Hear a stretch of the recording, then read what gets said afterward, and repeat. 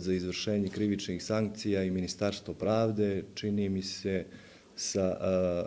više nevladinih organizacija, 10-ak, ima više nego uspješnu saradnju. I ta saradnja ovih dana dobija finale ili nedeljama koje su ispred nas do kraja godine dobija finale. Zašto je to važno? To je važno ne samo za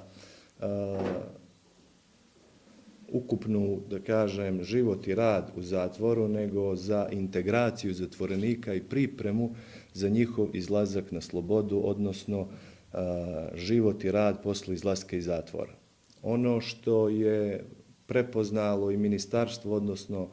Zavod kroz strategije razvoja i reformu zatvorskog sistema, a tu nam veliku podršku i pomoć pružaju nevladine organizacije koje sarađuju sa nama, to je civilno društvo, Evropska komisija kroz ekspertsku pomoć.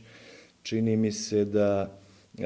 je to najbolje prepoznato i u izvještaju koje je Crna Gora dobila prije par dana o napretku u poglavlju 23,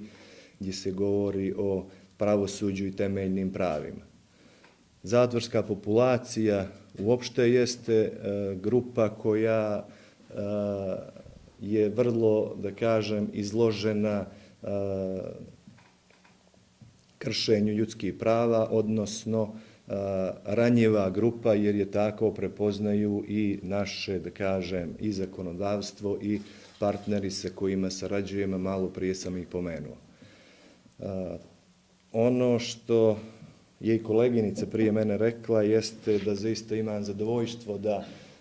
ispred Zavoda, evo i gospođa Rabrenović kao pomoćnik ministra pravde će kasnije nešto o tome reći, najavimo naredne nedelje više predstava koje će se dešavati ovdje u ZIKS-u, gdje su, da kažem, ljudi koji će biti učesnici u tim predstavama zatvorenička populacija. Ovo je praksa,